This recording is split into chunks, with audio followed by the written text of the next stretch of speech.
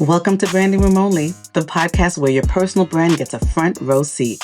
I'm Paula Edgar, and if you're here, it's because you know your brand isn't just about what you do. It's about how people experience you. In each episode, you'll hear stories, strategies, and lessons from leaders and influencers who built their brands and made their mark. And I'll share the tools you need to do the same. Let's go. Hi, everybody. It's your host, Paula T. Edgar. We're back in Branding Room. And today, I have a fantastic guest I can't wait for you to meet. Let me tell you about her. Fitzann Reid. She is a partner, general counsel, and chief compliance officer at Hunterbrook, a startup media company and hedge fund, an avid sports investment, and a co-founder of Vera West Sports and Entertainment. Prior to Hunterbrook, she spent the bulk of her career at the U.S. Securities and Exchange Commission at the highest levels and was the deputy general counsel at activist investment firm, Engine Number One. Off the clock, she serves on several boards, including the National LGBTQ Bar Association, and is a proud dog mom to Huey. Fitz, welcome to the Branding Room. Thank you for having me. And I know that was a mouthful. So, I appreciate you. All good. All right. So let's jump on in. I ask everybody this. What does personal brand mean to you? How would you define it? Yeah. I mean, look, for me, personal brand is the impression people have of you, even if you're not in the room. Mm-hmm. It's the expectations, the beliefs, the values that people ascribe to you, even if they've never met you, right? I can't tell you how many times I've gone to an event, spoke on a panel, somebody will come up to me and say, "Hey, I've heard of you." Mm-hmm. So there's a conversation about me happening, even when I'm not in a room and maybe with people I'll never meet. And you always want that conversation to be obviously positive, but actually reflect who you are as a person, like you truly are. And that to me is what it means to kind of be authentic when it comes to your brand as well. But, I think the question is not necessarily how I want to be perceived, but you want to be consistent enough and visible enough that people form the right perceptions about you. Mm-hmm. I love the right perception as a sort of carve out because it can be they're talking about the rooms and it's not what you want it to be. Exactly. It could go the wrong way. Right. Yeah. Very true. So how would you describe yourself in 3 words or short phrases? Oh man, I think first things first is authentic. I'm from New York, born and raised. I'm the child of Jamaican immigrants. I have big New York energy, and for first generation folks that have come to this country and contributed so much. And I think I walk into any room that I'm in right now, and this has not always been the case, and I always present myself the same ways because I'm consistent in how I present and who I am. And there's no need for me to hide any part of myself. So I would say authentic first, relentless. Definitely, I refuse to accept the ceilings that other people have imagined for me. And what I mean by that is I can't tell you how many times I've said I wanted to do something or I put that out into the world. I always express where I think I'm going or want to go. And, people have said, "Oh, that's not possible. Oh, that you can't do that." Or like, "That's never been done before." And I'm like, okay, I mean, I'll be the first to do it then. I'll just do it.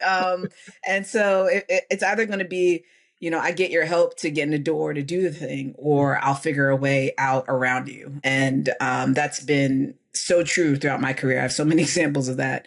But yes, definitely relentless. I don't give up. And the last thing I would say is empathetic. I try to meet people where they are without judgment. I know that we all come to a space with different backgrounds, different life experiences, and there's so much that I can learn from other people and their experiences. And I think there's a lot that folks can learn from me. So I try to always walk into a space being empathetic to those around me. We need so much of that these days, all times, but definitely these days. So love that. So do you have a favorite quote or motto that resonates for you right now? I'll tell you a quick story. I do. I'll tell you a quick story around it, though. When I was in law school, so I went to Washington University in St. Louis. I'm from New York, moved to St. Louis, didn't know anything about St. Louis. I couldn't point to St. Louis on a map for you, but I moved out there because I got into WashU and I got a scholarship. And I said, well, if they're going to give me money, I better go down there. And so I did. And there weren't many Black folks in our class. There were some, but not many. And this is the first time I've had any experience with the law. I don't come from a family of lawyers or anything like that. And so for folks who don't know, your first year of law school is a bit of a hazing exercise, right? Mm-hmm. They're trying to separate you out a bit. And it's really hard.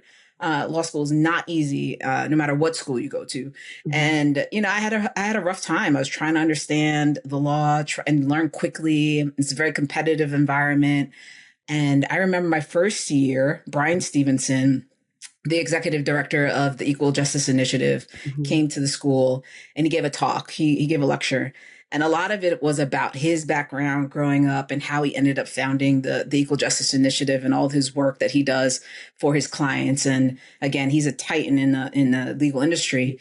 And he was so inspiring. I mean, he too didn't come from a background of lawyers or anything like that. He talked about his struggles going through law school. Mm-hmm. So after that, I'm a very forward person. So I emailed him. Actually, after this session, I sent him an email and I said, hey, my name's Fitz. I saw you speak. You're really inspirational. I just want to let you know I'm struggling too. I have a similar background to you, and I'm doing my best, and didn't expect a response from him. But the next day I actually did. He wrote me a nice response. I actually have it framed. I printed it out and framed it, and I have it. I look at it pretty much every day as I walk into my office. He said, keep your eyes on the prize. Don't give up. The world needs you.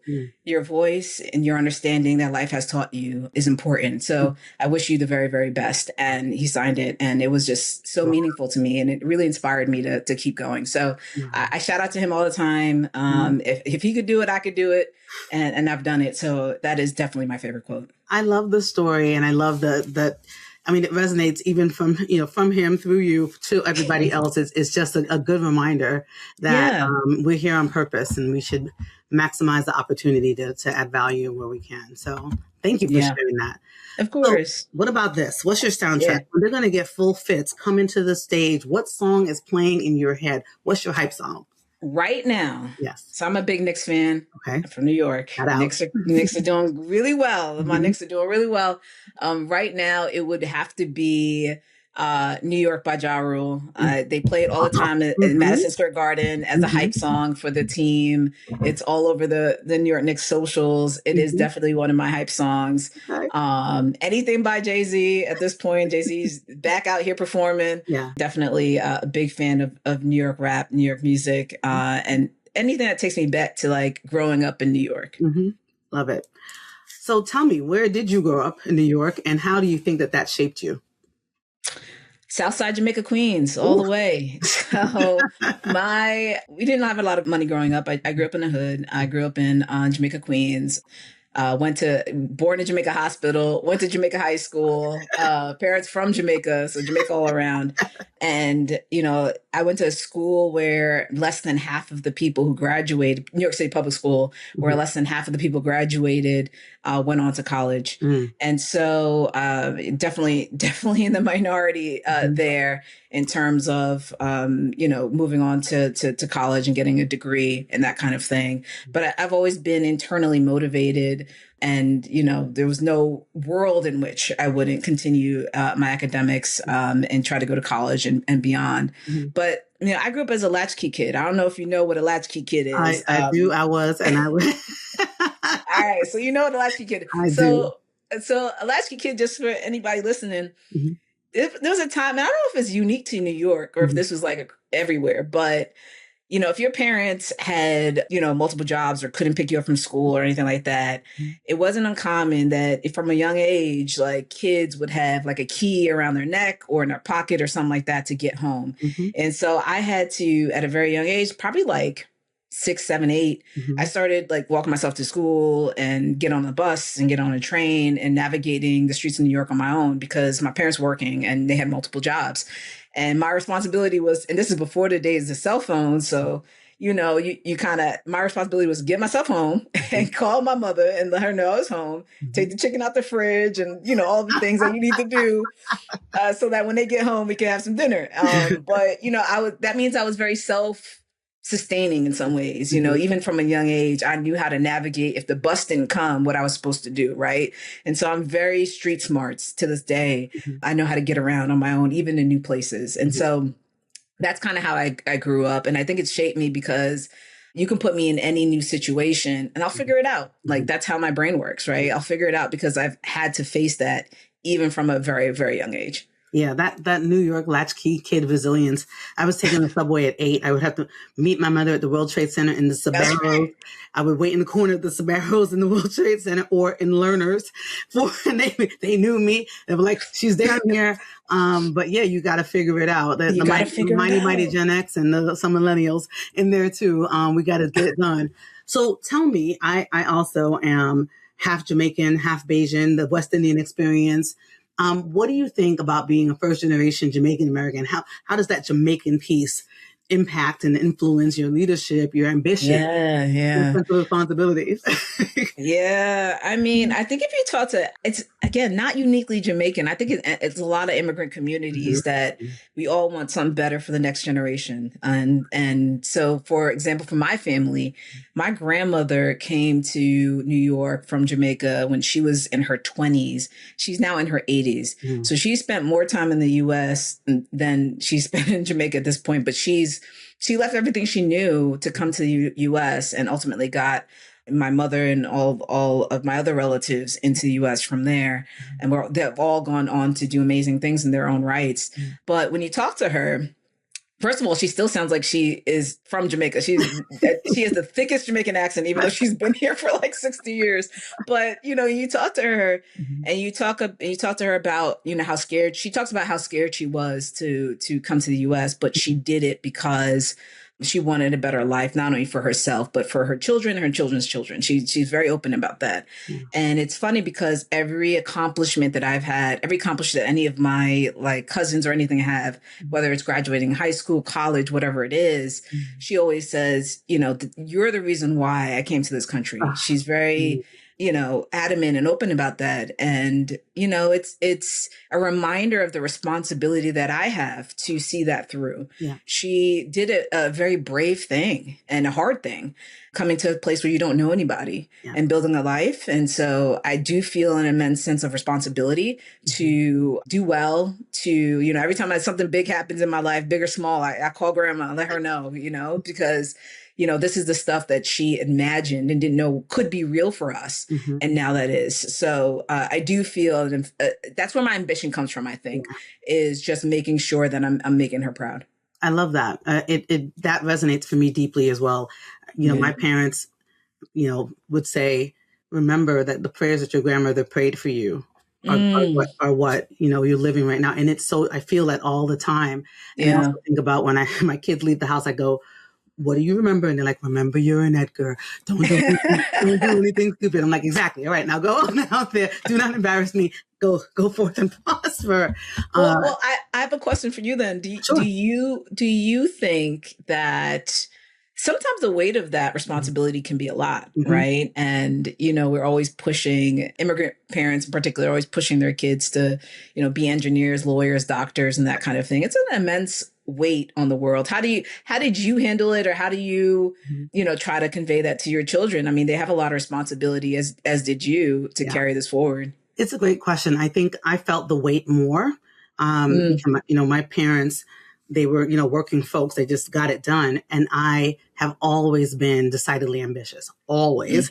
And so I took people have done this before you. You have to do more. I still take it very, very seriously.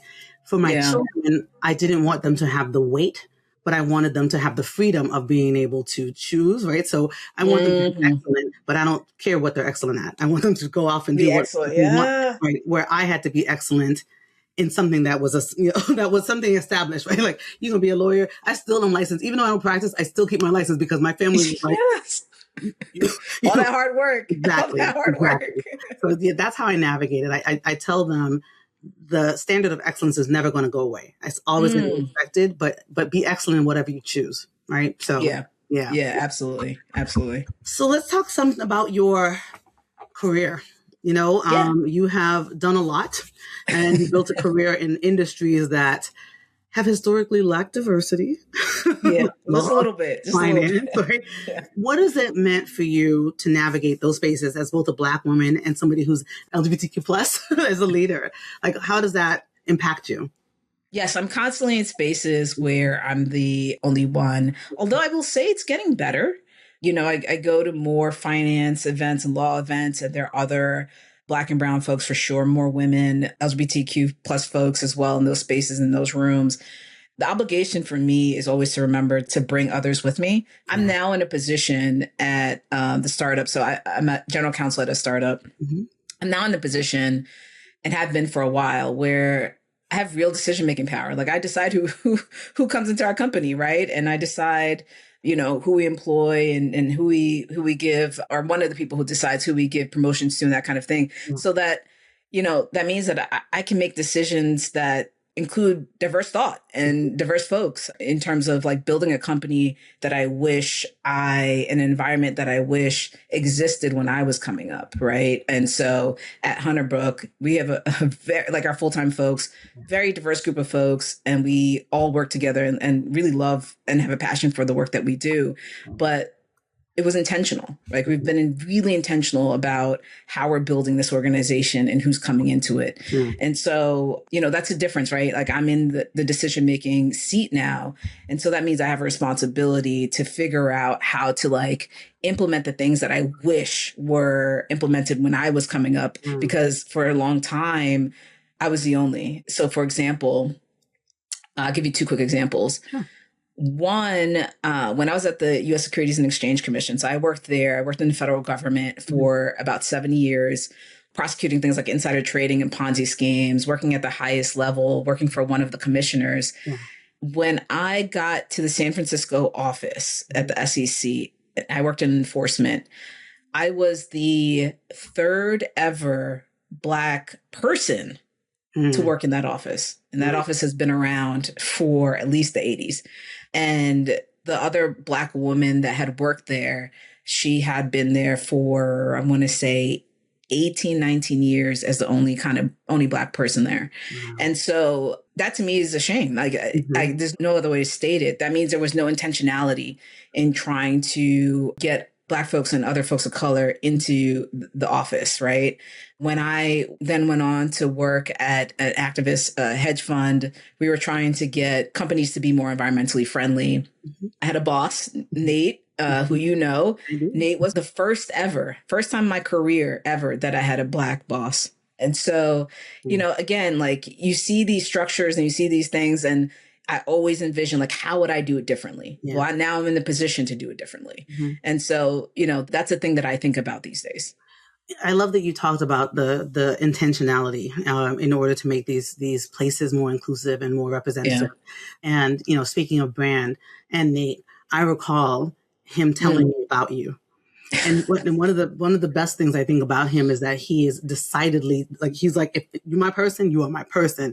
Yes. And so my ears are wide open when he's going to tell me about someone, because he's like, now it has to be all of our persons, not just mine. Yes, it's all our persons. Yes. And so when branding wise, I already liked you before I knew you, because right. So the power of having somebody else as a sponsor who understands and sees your potential and can talk about you when you're not in the room this is an example of that I was a part of. So I'm glad. Yeah. I will say this same exact thing of you. I knew of you before I met you, like very much so because of Nate, know, he's a great example of someone who very much promotes people, even if they're not there. Right. And so even if you're not in the room, you need somebody in your life that will, multiple people in your life, whether it's professionally or otherwise, that will just promote you, talk really well about you and talk about your successes and big you up, even when you're not there, because it really is meaningful. And I do think that's the kind of energy that will not only come back to you, but to them too, when we're talking positively about each other. 100%. Tell me, what do you think about your background in sports helping you sort of shape who you are, how you approach leadership as well? Like, I think there's a lot of people who I know who have really strong brands, who have a connection to sports in their past. And I want to see what your thoughts are about how that helped you to be where you are right now. Tell the folks about the background and then. Yeah, I grew up playing and watching sports my entire life. I played soccer growing up. The Jamaican. I'm like, Jamaican, I'm Jamaican. That's right. I played soccer growing up. And to this day, I'm such a big sports fan that I have ESPN on like 24/7, even when I'm working. Mhm. My wife makes fun of me because every day she walks in the house, she's like, there's another game on. I'm like, yeah, there's always a game. There's always a game. I'm always watching something. But, there's a lot in sports that teaches you more than a classroom can teach you. And that, for example, resilience. When things get hard, when you lose, it teaches you how to lose a grace, Yeah. and figure out how to adjust and learn from that. Because in there's so many times you're going to make a mistake in your career, right? That's natural. No one's perfect. And so you're going to make a mistake in your career, and you're going to have to figure out how to rebound from that. So figuring out like resilience, accountability, being accountable to people around you, being accountable to yourself, something bigger than yourself, right? And then leadership, I think, is the big one, right? For me, I was never the star player. Mm-hmm. I was a very good role player. And the thing that I focused on was, how do I make everyone around me better? How do I pick up folks when their heads down? Like, how can I bring the energy and support people, whether we're having a good or bad day on the pitch? And so that's how I think about it in life and in work today, is like, we have a community of folks, we have employees that have to operate at a very high level all the time, which is exhausting.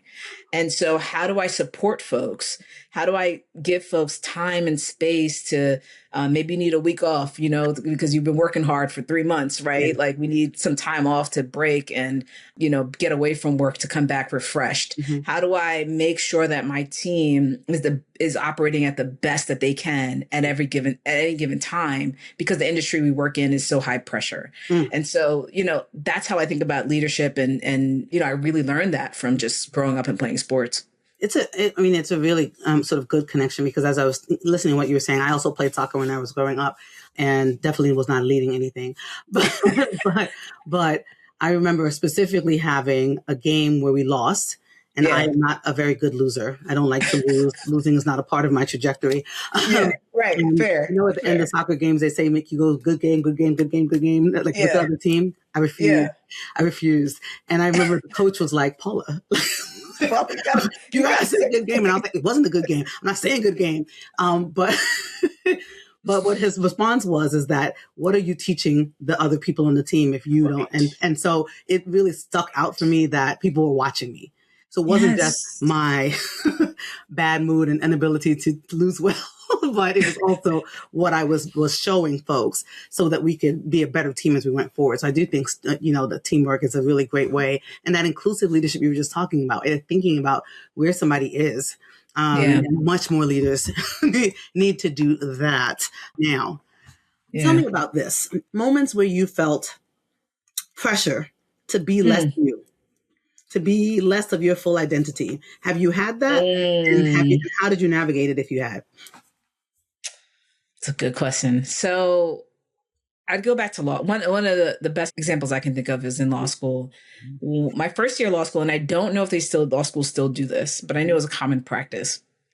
We took an etiquette kind of class where they talk to you about how to interview with law firms and, what do you wear? It's very gendered, right? Yeah. Like, women must wear heels and skirts that look like this, and men must present this way.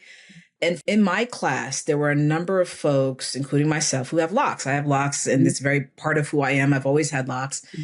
And there were young Black men in my class who also came in with locks. And the message was effectively, you won't get a job with locks. Like, you have to cut your hair. And so I was like, first of all, that's not happening. So, we're going to start there. I guess I'm never going to have a job. I don't know. I don't know. So I drew this line in the sand. There were some people who did cut their hair. I mean, there's a number of Black folks in my class who did change their appearance because they thought it'd be better for them in the job market. And I get it. I get why you would do that.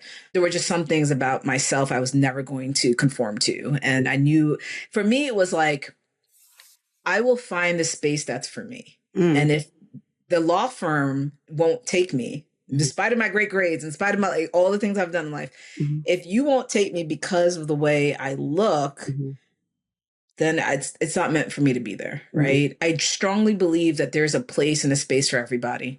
And it's a matter of finding that place and space for you. And those people, you got to find your community. And it's not easy to do in any stretch of the imagination, but they're there. And so I was like, I'll find my people. You know, if it's not this law firm, I'll go to the next one and figure it out.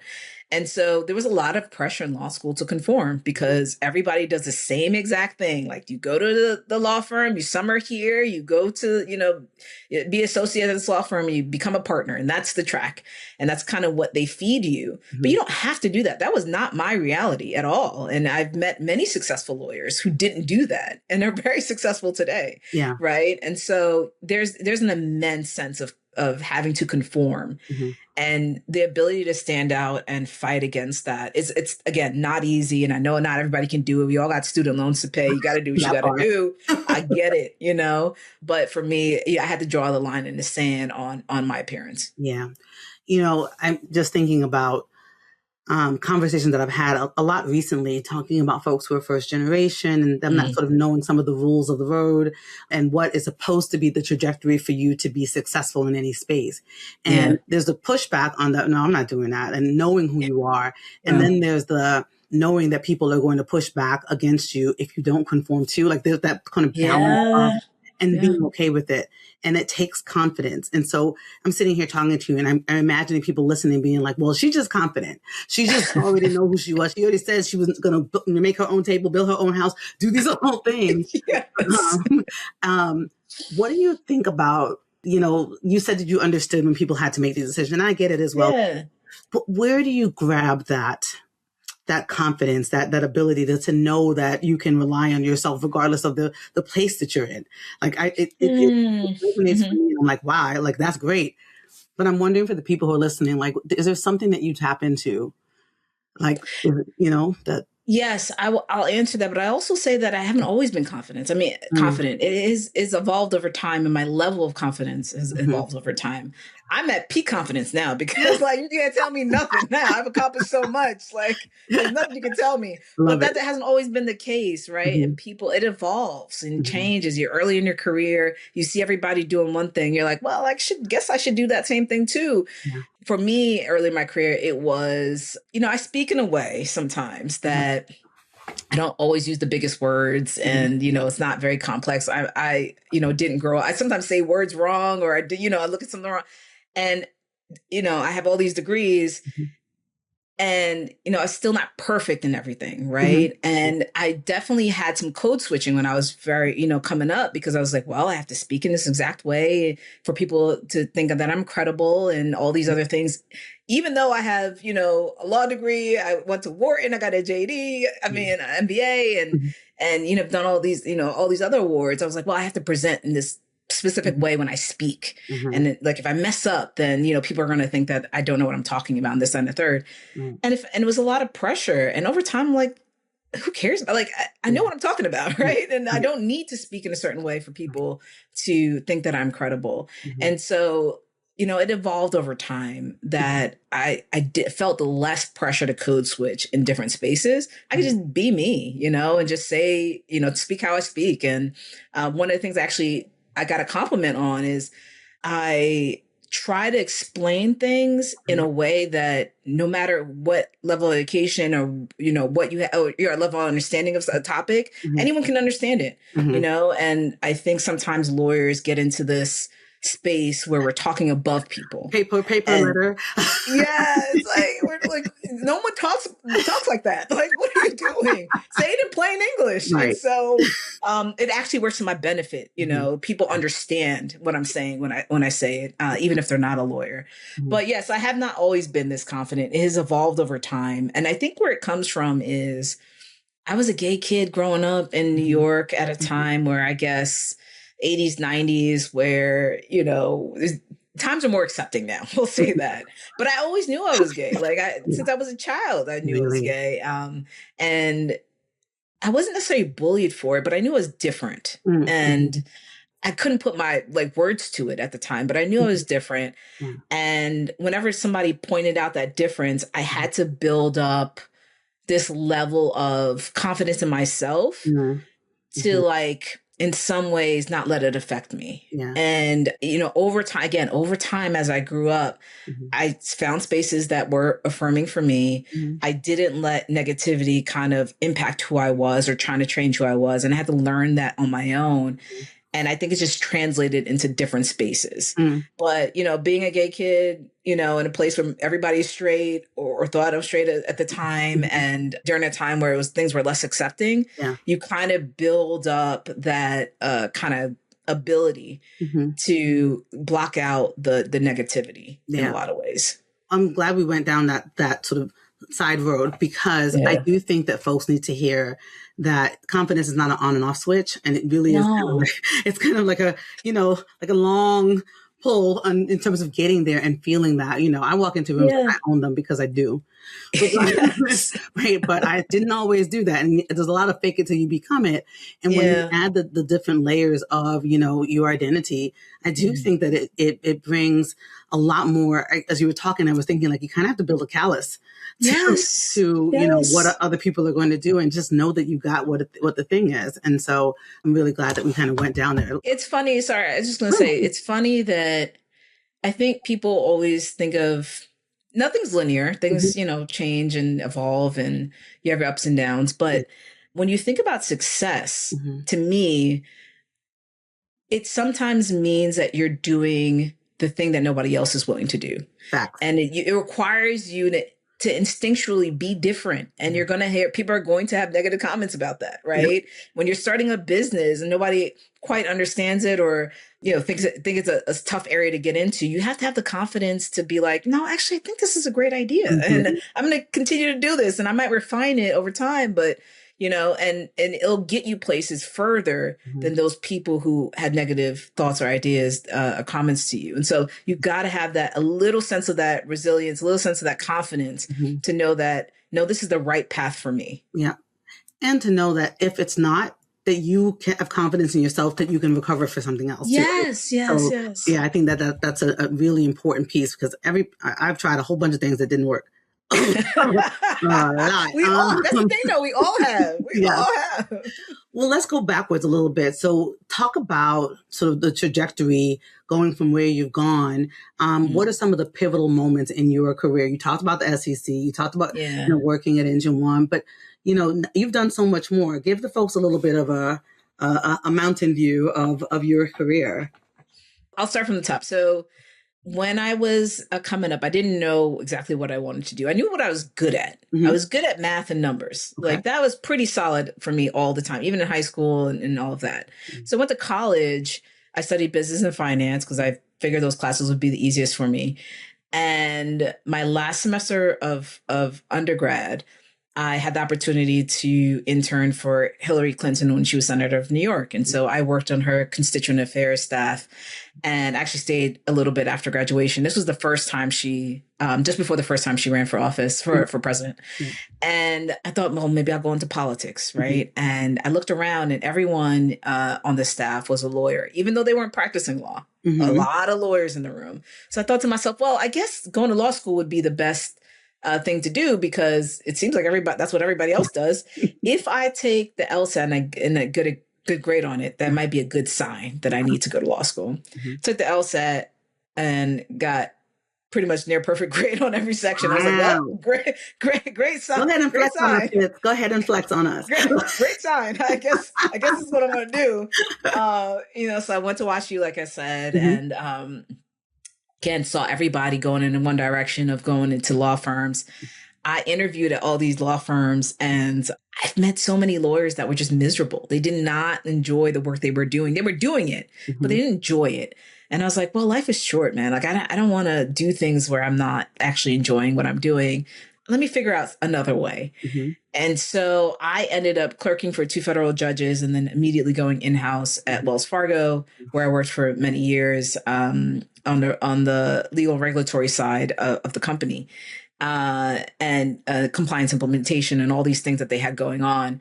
I knew I did not want to be there for my entire career. But it would set me up well, because I'm working at a big company, working in compliance and working on things that, regulatory issues. And I always wanted to work for the government. So applied to the SEC, and I got in. And they were like, well, you can come and work in the Philly office. And so that's kind of what started my career at the SEC. And then I became known very early on in my career as a very hard worker. I had all these cases that I was moving, and I had great decisions coming my way and all that kind of thing. And so obviously it gave me more and more work.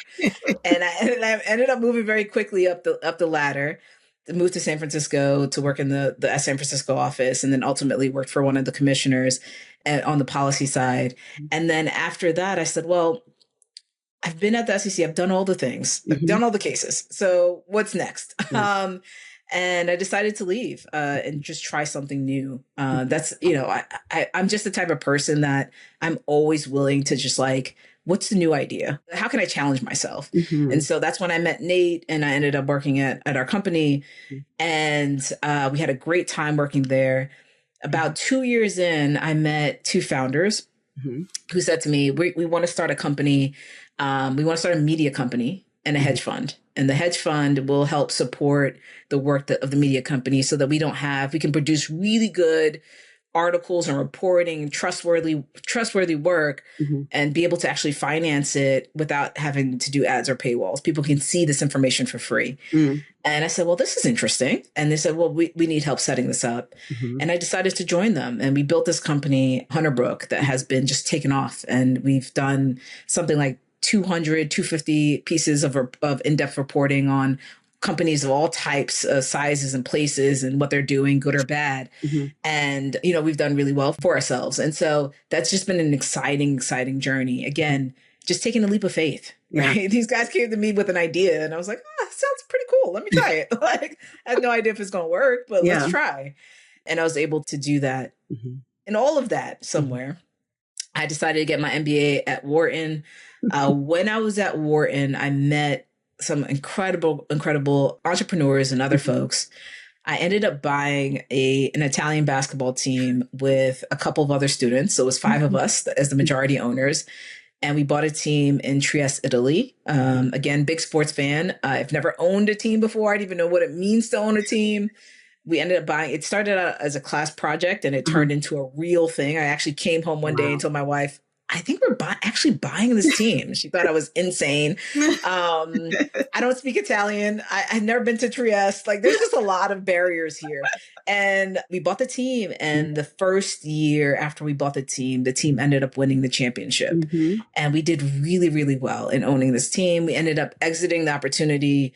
And since then, I've rolled that investment into other investments. And I've bought into other teams as a minority owner, and leagues and wearables and all types of things. And I've been deeply into women's sports in particular. I've got some projects cooking up there. But, I think when we talk about pivotal points, each time I'm just the type of person that one is always willing to build something new. If you have a vision, I'm the type of person that's like, all right, let's figure out how to make it a reality. Like, I don't know how we're going to do it, but we'll do it. Right. Let's sit down and figure it out. And 2, just willing to take the risk. Like, if something doesn't work, it doesn't work. What's the worst? It doesn't work. Okay, great. Then you move on to something else.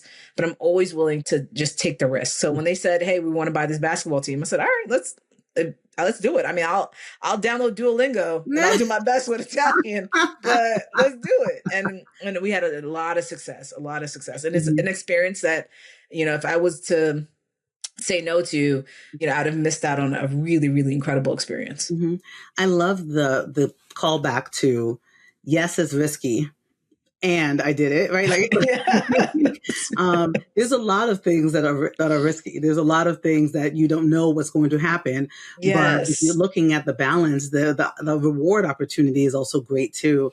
And I think that for me, that's what resonates about your brand, because I'm like, I like sports too, but I'm not. But it takes a certain kind of person to say, well, yeah, that's great. I'm going to try that. And then there's the people who wave at you from the couch, and the people who are standing next to you who are doing it with you. And I just think, whatever your thing is, and all of the points you just talked about, you ask yourself a reflection, like, these people aren't happy. Can I do something different? What is it that's next for me? Like, that's strategy. And when I talk about branding, I always say, like, when you are strategic and thoughtful and self-aware, it is a better outcome than it is when you're just kind of flowing with whatever's happening, when you're actually making it happen. So Yes, yes. And it's funny, the buying the sports team has opened up so many more opportunities. Once you've owned a team, big or small, people reach out to you like, we also want investors for this team and that team. Right. There's no like Craigslist or whatever, or no ad, no LinkedIn for buying into sports teams. But once you're kind of in the circle, people know you've done this thing, all types of opportunities start coming your way. And that's what happened with me. And so that's, and I was strategic in the sense that I knew that would happen. So I didn't know what was going to happen with the team itself. I knew that it was a good opportunity for me to get that experience because there would be more opportunities like that along the way if I did this. And so I knew that from the very beginning. And I wanted to learn what it would be like to operate and own a professional team. This is a top team in Italy. What does it actually mean to figure out the best players to bring onto the team and be strategic about, who the GM is and who the coach is, and how do you deal with all these moving parts of an organization? Because that's what it's a business, it's an organization. How do you deal with the sponsors and the players and the fans and all these things? If you could figure that out in a microcosm, then you can move to bigger and bigger scale of it. And so, my dream one day is maybe I'll own a Knicks, right? Like, but you got to start somewhere. You can't start with the New Yorker. I want that to happen. Let us vision that. You got to vision it, right? But you got to start somewhere. You can't start with owning the Knicks. You got to start somewhere else, and you build over time. So that's always been the vision. So when I thought about owning this team, it was, okay, this is the first step in many that's going to lead to larger opportunities. So let's talk a little bit more about how you've been intentional about, as you've gone to these spaces, about building your brand. Again, you're adding on commas, and then I did this, and then I did this, and then I did this. And you just talked a little bit about some of that intentionality and being open to risk. But is it you start with the vision and then you just go get it? Or as you're in it, you're like, okay, I want to build this skill and I'm going to have this role, and all those things roll into the brand. Like, how do you stay visible like you're an investor, you're an owner, you're all these things. What's your strategy in terms of that? When I started law school, I knew I wanted to work in the government. So my strategy has changed over time, depending on where I am, right? So when I was in law school, I knew I wanted to work in the government. That was the goal, right? And then the strategy was like, how do I do that? How do I best position myself to get into the SEC? And I knew working in-house at a large financial institution would do that. It was very strategic for me to go to Wells Fargo. That was fully intentional, and it worked out. And then when I was at the SEC, I knew I wanted to leave, and I knew I wanted to do something in the private sector. I didn't know what. And it was just fortuitous that I met Nate, and he said, we have this opportunity, right? And we're doing this thing. I'm very mission driven. So I love the mission of what they were doing. And so I said, yeah, I'll absolutely jump and make the leap of faith and do that. So it wasn't as intentional. I knew I wanted to leave, but I didn't know where.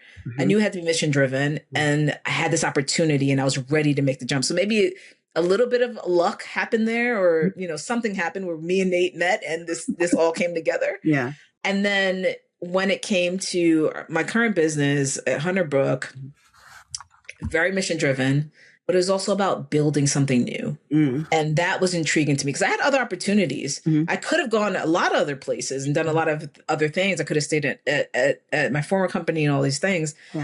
But there was something attractive to me about building something new and doing something different that I was like, we can actually make this thing work.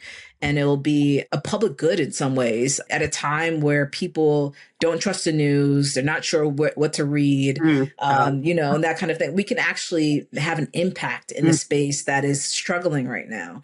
And so, again, it wasn't at that point, it wasn't necessarily intentional, but something fell in my lap and I was ready to act at the time, right? I had the background that allowed me to come in and from the jump, help set up this company, get it running. And then with sports, it was very intentional. I think it's been intentional for me. I've always wanted to be a sports investor and build a portfolio. And I've started to do that. I'm starting to do that in many different ways. Buying the Italian basketball team, being the majority investor in that space, being an owner operator was very intentional because I knew that, good or bad, that experience would take me to the next place I wanted to be, which is like continuing to invest in other spaces. And, I'm well set up now to, right now I'm working on buying into a women's soccer team. Like, I wouldn't have that opportunity if I didn't start with this basketball team.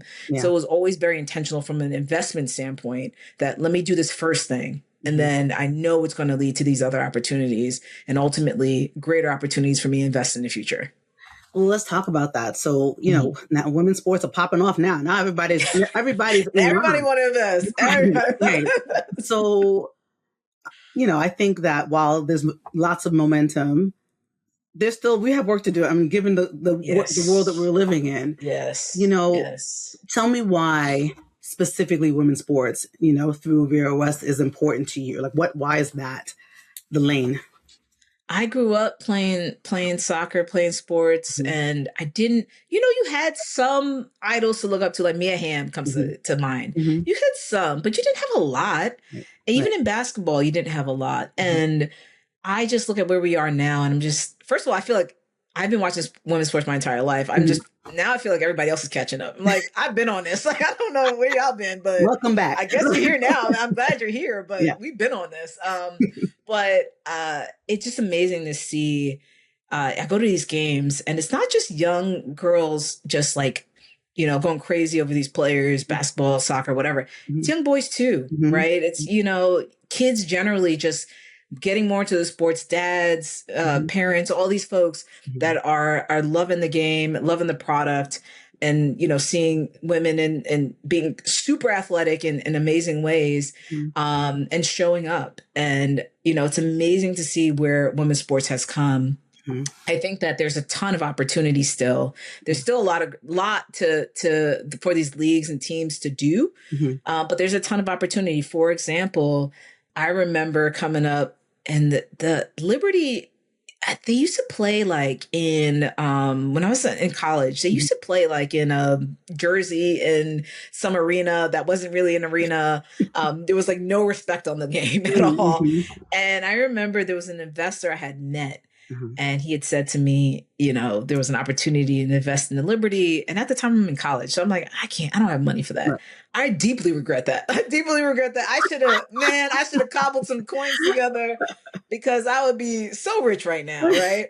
So the WNBA is very hard to get into as an investor today because of where the sport is. The Valkyries selling out entire seasons. They have more season ticket holders than the Warriors, which is insane. Wow. And so you look at stuff like that and you're like, wow, we've come so far.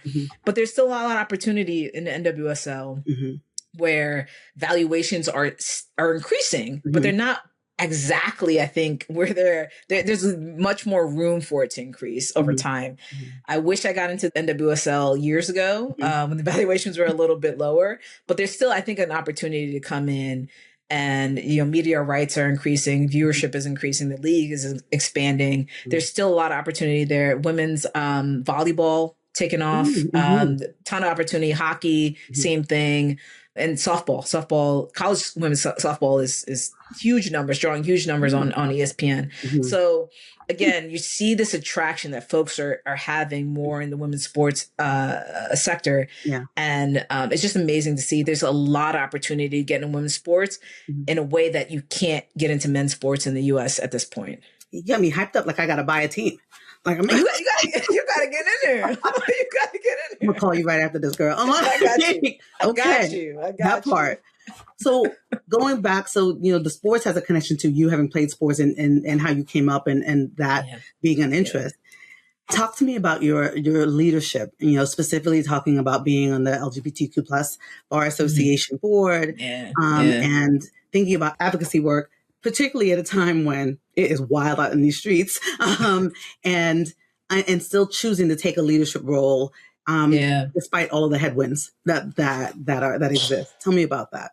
It's hard, especially now. You don't want to be the target of anything, but I do think about the folks that have come before us who put so much on the line, whether it's Black folks, LGBTQ plus folks, who literally put lives on the line to advance us to where we are today. And, I think, well, I have no excuse, like I have to carry that forward. Yeah. And, one of the things that's really hard for me, and I'm still working through it, is visibility. I am definitely going back to being actually a role player. Like I'm definitely the type of person that I could just work and not be the face of anything and just like go about my day, and you would never hear from me, and I'll just be fine. Like I'll be sitting on a couch watching sports and just doing the good work in the background and letting somebody else take all the kind of visibility and credit or whatever it may be. But I realized that while I could do that, it'd be to my benefit for sure. But it's a disservice to everybody else in some respects, because I still have people who come up to me, adults, in particular teenagers, who are like, who've never seen a Black lawyer. Just like really have never seen at least a Black lawyer in finance, right? They think all Black lawyers may be public defenders or something, but not doing what I'm doing. And so I still walk into spaces and people are just like in awe of the fact that I'm, a finance lawyer and I've done all these things, because they've never seen it before. And if they've never seen it before, then you can't imagine what you can't see. And so sometimes you can't imagine, especially as children, you can't imagine yourself doing it if you've never even seen somebody do that. And so I feel the immense responsibility to be visible in certain ways so that, folks know that it's possible to do what I'm doing. It's possible to do it better, be more innovative than me or do something differently, that there is space for us in these places that historically has excluded us, and that, I exist. There's so many lawyers like myself that exist. And there's a community and a space for anybody of a minority background. And that, even when it's hard and you're trying to do the thing, that you have folks like me that are willing to support you and to figure it out. And elevate you. And so visibility is something I struggle with. I try to, put myself out there. Being on the board is part of that, because I do want people to know that what I'm doing is very possible. And it's, to your point about the importance of folks seeing, when we started the conversation, you said when somebody says you can't do it, you're like, okay, watch me. Right? I feel the same way very deeply, because when I came into the legal profession, it still is very white. But, you didn't see people with flashy nails, big, like showing up the way that they show up. And so I aspire for leadership roles where I'm very visible, to show people that, yes, lawyers look like this too. Yes, you can find value with some blonde braids. All of these things, right? There's not a box that you put folks in. And that's important so people can see themselves in all these spaces. So I knew that the hour was going to go by super quickly, because it always does. I'm always like, I have two questions that I ask everybody on the podcast. And so one is this: stand by your brand. What is the authentic aspect of your personal brand that you will never compromise on? How I show up. I'll never, I can't say I will never cut my hair, but my locks is like so integral. I've had it my entire life, and it is a throwback to my Jamaicanness. And like, it's just such a part of me that I can't see myself changing that part of me, or, how I dress or anything like that. That's true to who I am, and something that I'm just not willing to change. I love it. So the podcast is called Branding Room Only because I'm clever. It is a play on standing room only. And so I ask everyone, what is the magic that you have that would have a room full of people with no seats left to experience about you? I think I would say I'm a bit of a magician in that I can really take whatever your vision is of what you want to do in life and help you make it a reality. I've done that time and time again with people. I'm doing that now at Hunterbrook. No matter the idea, I talk to people and young entrepreneurs all the time who come to me with ideas. Hey, I'm trying to build this thing, and they think it's hard or impossible to do. And I'm just the type of person that's like, if we can put people on the moon, there's nothing that we can't do. Like we can figure this out. We're gonna figure this out together, and we'll do it in a way that will be innovative and smart and thoughtful and all these other compliant and all these other things, but we're going to get it done. And so, I'm very good at that. I've done it, like I said, time and time again. And so whatever idea that you have that you think it's impossible to do, I would challenge you to say, like, let's do it. Finally, what is a piece of advice that you wish you had when you were younger that you want to give to folks to hear now? Ooh, that I wish I had I would say, I think of myself as being a Black, queer woman as a superpower. Mm-hmm. And I think you should think about your difference in any aspect that you may be different than other people as your superpower. It's not something to hide. It's not something to be ashamed of. I walk into a room and I know it's my superpower because it allows me to relate with people in different ways, right? If I walk into a room of, all men, probably there's some Black men there and probably everybody likes sports, and I still can talk about that and relate to people. Yeah. And so I'm not one dimensional. What makes you is all these pieces, all the intersecting pieces of you that give you your superpower to walk in these spaces with your head held high. And I think we spend a lot of time thinking about our difference as a disadvantage. And I'd challenge that, and I'd say it's actually an advantage to be have all these different intersecting identities. Mm-hmm. What an inspirational way to end the conversation, because no matter who you are on the other side of this or watching us, I know that you needed to hear that there's space for you wherever you are. And I will see you all next time in the branding room. Fitz, thank you so much for being a part of the conversation. And thank you. Have you on after you bought the Knicks. I got you. All right, everybody. Talk to you soon next time in the branding room. That's it for this episode. Appreciate you hanging out with me on Branding Room Only. Now, please do me a quick favor. Head over to ratethispodcast.com/branding so more people can join this conversation. And make sure to stop by paulaedgar.com/events to see what's next. Whether I'm live, online, or in person, I'd love to see you there. See you next time in the Branding Room. And until then, stand tall, shine bright, and always stand by your brand.